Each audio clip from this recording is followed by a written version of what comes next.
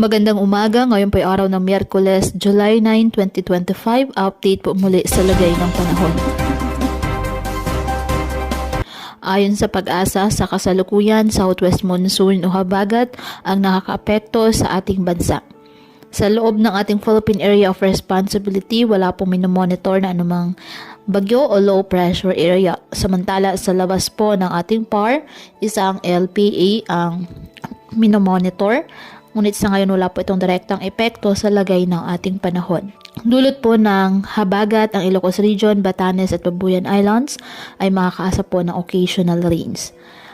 Ang Metro Manila, Central Luzon, Negros Island Region, Zamboanga Peninsula, BRMM Sorsogon, Apayao, Abra, Benguet, Cavite, Batangas, Occidental Mindoro, Palawan, Antique, Aklan at nalalabing bahagi ng Cagayan.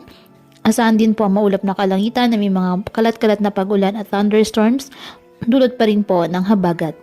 Ang nalalabing bahagi ng bansa, asahan pa rin po dyan ang bahagyang maulap hanggang sa maulap na kalangitan na may kalat-kalat na mga pag-ulan at thunderstorms, dulot pa rin ng southwest monsoon.